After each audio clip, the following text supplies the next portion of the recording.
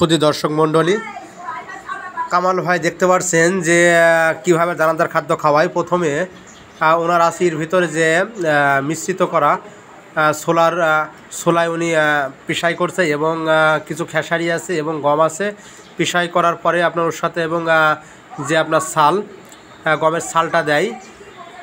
তারপরে উনি পানিতে লিকুইড করার পরে আপনার ওর সাথে আপনার সামথিং কিছু ঘাস দেয়। এতে উনি বললো যে খাই ভালো, আমার এটা গরুটা খাই ভালো। ইনি 2 বেলা এইভাবে 5-10 কেজি 2 বেলা দানা খাদ্য ওনার গরুটাকে দেয়। এবং যে মানসম্মত যে খাবারগুলো আসলে উনি যেভাবে দেয় খুব মানসম্মত এবং আমারও খুব পছন্দ হয়েছে। আপনারা মোটা তাজা করণের এইভাবেই করবেন। সুধী দর্শক মণ্ডলী, আপনারা সবাই কেমন আছেন? আশা করি আপনারা সবাই ভালো আছেন। আজকের প্রতিবেদনে কামাল ভাই ওনার ষাটটাকে যেগুলা খাওয়ায় দেখতে পাচ্ছেন।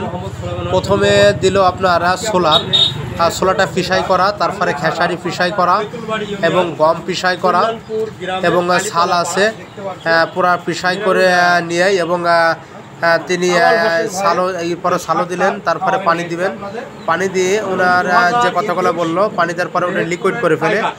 লিকুইড করার পরে তিনি সবুজ যে ঘাসটা আছে ঘাসটা কিছু সামথিং ওনার ভেতরে দেয়। তিনি প্রতিনিয়ত 2 বার দানাদার খাদ্য 5 কেজি 10 কেজি প্রতি 2 বারে দেয়। এবং ওনার সাথে যে খাবারটা মিশ্রিত করছে এর সাথে সবুজ ঘাস কিছু দেয়। দেওয়ার পরে আপনার শাওরকে নিয়মিত 2 বার খাওয়ার। বিশাল তথ্য লাগতেছে এবং আসলে ঘরটা সাবরের ভিতরে বলি অনেকটা ছোট লাগতেছে, কিন্তু বাইরে নিকালেও পারে অনেকটা হতো, কিন্তু বাইরে যাওয়ার আজকে নয়, এখন অনেক সময় আছে। তো এবং আমার কামালউদ্দিন ভাইয়ের সাথে বিস্তারিত আলোচনা করব যে গরুটাকে সে কীভাবে, এই যে টাইগারকে সে কীভাবে লালন পালন করেছে এবং তার দৈনিক কত কেজি দানাদার খাদ্য দিয়েছে এবং তিনি কোনো চিকিৎসা দিছে কিনা এবং মানসম্মত তার মাংসর উপযোগী কিনা তার মতামত মূর্তি তার সাথে আমরা শুনবো। যে বিষয় হলো যে দেখতে পাচ্ছেন এত বড় একটা আসলে গরু, কিন্তু তার যে আমি পূর্বে ওনার সাথে যে শুনেছি তার কিনা না, তার গাভীর পেটের গরু মাশাআল্লাহ। তো আমার কামালউদ্দিন ভাইয়ের মুখ থেকে শুনবো। আসসালামু আলাইকুম। ওয়ালাইকুম ভাই। এই গরুটা কি আপনার? জি, এটা আমার গরু এবং আমার পরিবারের সবারই দেখাশোনা করি। যেহেতু আজ থেকে 3 বছর বয়স গাভীর পেটে। জি, গাভীর পেটে 3 বছর বয়স একে লালন পালন করছি খুব কষ্ট করে। যেহেতু তাকে দেখা যাচ্ছে আপনার প্রাকৃতিক উপায়ে যা খাওয়ানো হয় ঘাস খড় এবং আমরা তো দেখলাম যে আপনারা যে খাবার যেগুলো খাইলেন ভিউয়ার্স, ওই যে আপনার ছোলার গুঁড়া আর ছাল আর আপনার হলো ঘাস যে মিশা করে আপনি খাওয়ালেন। এই গরুটা আপনি দাবি করছেন 3.5 বছর মতো পুষতেছেন। জি জি, আপনার গাভীর পেটে। জি, আপনি যে এই যে আপনি দেখলাম যে আপনার যে খাবারগুলা দিলেন, আপনার এনাকে প্রতিদিন এখন দানাদার খাদ্য কতটুকু দেন এবং ছাল এবং ঘাস আপনারা আমাদের যে প্রাকৃতিক সবুজ ঘাস কত কেজি? আপনার সবকিছু মিলে 17-18 কেজি খাওয়ানো হয় প্রতিদিন। মানে ঘাস সহ এরকম ঘাস সহ প্রতিদিনে যে দেখলাম ছোলা, মানে আপনি তো পিসাই করছেন, অনেকে দানা দেয়, কেউ আধ ভাঙা করে, আপনি পিসাই করছেন। জি, ছোলা এবং ভুট্টা পিসাই করে দেখা যাচ্ছে আপনার তারপরে ছাল আছে, গমের ছাল ও সব কিছু মিলে 16 থেকে 17 কেজি দিন তাকে খাওয়ানো। তো আপনি নাম টাইগার কেন দিলেন? টাইগার আপনার আসলে টাইগার দেওয়ার কারণ হচ্ছে এর সামনেকার ফিগারটা দেখলেই যেন মনে হয় টাইগারের মতো। আপনি দেখেন তার এই যে আপনার ঘাড়ের গর্দানটা দেখতে হবে, অবশ্যই দেখতে হবে যে টাইগারের মতোই। এজন্য একে নাম দেওয়া হয়েছে মেহেরপুরের টাইগার, এই 21 সালের কুরবানি উপহার হিসাবে। অনেকে তো অনেকই মোটা তাজা গরু পালন করেছে এবং আছে আমাদের মেহেরপুরে। আপনি কি মনে করেন তাদের সাথে আপনার কি 2021 সালে মেহেরপুরের টাইগারটা কি সর্বশ্রেষ্ঠ গরু হবে না আপনি কি মনে করতেছেন? ইনশাল্লাহ আমি মনে করছি অবশ্যই 2021 সালে মেহেরপুর থেকে আমার এই টাইগারটাই হয়তো সর্বোচ্চ হওয়ার আশা করছি আরও। জি, ওকে।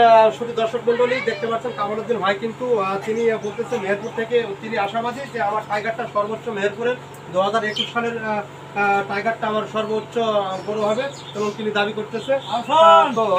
তো আপনার এই টাইগারের আপনার দাম এই কুরবানিতে আপনি সেল করবেন? অবশ্যই সেল করবো ইনশাল্লাহ। তো আমার আশা আছে যে এই কুরবানি 2021 সালে আমি 10 লক্ষ টাকা হলে আমি হয়তো ছাড়বো। 10 লক্ষ টাকা আপনার দাবি। তারপরে যদি ভিডিওর মাধ্যমে যে দূর দূরান্ত থেকে অনেকে ভিডিও আপনার স্ক্রিনে নাম্বার থাকবে, যদি কেউ যদি কোনো ব্যক্তি কুরবানি দেওয়ার জন্য ইচ্ছুক এবং আগ্রহ হয় ভিডিওর মাধ্যমে, যে আপনার মোবাইলে ভিডিও দেখলো, গরু দেখলো, দাম দর ফিক্স 10 লক্ষ টাকা চালেন, কিছু কম বেশির মাধ্যমে কি আপনি গরু দিবেন, অনলাইনে দিবেন? অবশ্যই দাম দর করার অবশ্যই সুযোগ আছে, দাম দর করবে। আর আরেকটা কথা হচ্ছে, আমি তাকে যে প্রান্তেই হোক, বাংলাদেশের যে শিল্পপতি হোক বা কোনো বড় মালিক যদি গরুটি ক্রয় করে, আমি তাকে তার বাড়িতে পৌঁছে দেবো নিজ দায়িত্ব হিসেবে। মাশাআল্লাহ, দেখতে পাচ্ছেন আসলে তিনি একটা ভালো একটা খামারি, তান্ত্রিক সেভাবে বড় কোনো খামারি নয়। জাস্ট এখন গরু কয়টা আছে ভাই? আমার গরু আছে 4টা। মোট 4টা গাভী দিয়ে? গাভী দিয়ে 4টা। গাভী কয়টা আর গাভী একটা আর সারা 4টা। দেখতে পাচ্ছেন আসলে একটা মানসম্মত গরু। দেখা যাচ্ছে আপনার বাজার থেকে যে গরুগুলো না কিনে এসে লালন পালন করে সেটাও না। কামালউদ্দিন ভাই নিজের গাভীর পেটে গাভীর প্রজনন দিয়ে তারপরে যে বাচ্চা হয়েছে সে বাচ্চাটা তিনি লালন পালন করছেন। বলতে গেলে একটা বাচ্চাকে যেভাবে মানুষের বাচ্চাকে যেভাবে লালন পালন এবং পরিচর্যা করে, দেখতে পারলেন যে তিনি যে গোসলটা কীভাবে দিনে প্রতিদিন 2-3 বার গোসল দেয় এবং সম্প্রতি গোসল করায় উনি। দেখতে পাচ্ছেন আসলে তিনি চতুর্দিকে এবং আমাদের যে প্রাকৃতিক নিয়মে যে মাংসের গুণগত দিক দিয়ে আসলে একটা সফল একটা তিনি খামারি, এবং মাংসের গুণগত 100% তিনি নিশ্চয়তা দিচ্ছেন যে আমার গরুটা এবং মাংসের দিক দিয়েও অবশ্যই ভালো হবে। তো স্ক্রিনে ওনার নাম্বার থাকবে, কেউ যদি কোনো ব্যক্তি যদি নেওয়ার আগ্রহ হন তো ওনার নাম্বারে ফোন দিয়ে যোগাযোগ করতে পারবেন। তো কামালউদ্দিন ভাই, আপনি কি এই গরুটার ওয়েট, মানে লাইফ ওয়েট যাকে বলে, জীবন্ত লাইফ ওয়েট, এই লাইফ ওয়েট কি আপনি মাপছেন? লাইফ আমি মাপি নাই, তো আপনার একবার আসছিল অনেকে যারা আসছে ফিতা দিয়ে বা ওরা টার্গেট করছে, আমি স্কেলে মাপি নাই। তো এটা ওরা অনুমান করছে যে যদি লাইফ ওরম দেয় তাহলে দেখাইছে 25 থেকে 30 মন মতো হতে পারে। 25 থেকে 30 মন। আপনার কি ধারণাটা তারা আইডিয়া দিচ্ছে? আপনার তো একটা গরু করছেন নিজের গরু, আপনার তো একটা আইডিয়া আছে যে আমার গরুটা এত মন হতে পারে? হ্যাঁ, আমার আইডিয়া আছে, ইনশাল্লাহ মাশাআল্লাহ হতে পারে, 25 হতে পারে। তো বিয়াস, এবং আমি পরবর্তীতে যদি গরু অবশ্যই আসি, কারণ এই বিষয়টা আমার মাথায় ছিল না, অবশ্যই আমি ফিতা দিয়ে আপনাদের সামনে লাইফ ওয়েটটা মেপে দিব পরবর্তীতে। এবং কেউ আমার দেশের থেকে এবং দেশের বাইরে থেকে যে আমার চ্যানেলটা দেখছেন বিডি অ্যানিমাল 24, দয়া করে লাইক শেয়ার কমেন্ট করুন, এবং যদি আপনি আমার চ্যানেলটিকে নতুন হয়ে থাকেন অবশ্যই সাবস্ক্রাইব করবেন। এই বলে আজকের প্রতিবেদনে আপনাদের সাথে বিদায় নিচ্ছি, এবং পরবর্তী প্রতিবেদনে অবশ্যই আমি সুলাইমান হোসেন মোহন হাজির হয়ে যাব। আপনাদের সবাইকে ধন্যবাদ। আসসালামু আলাইকুম।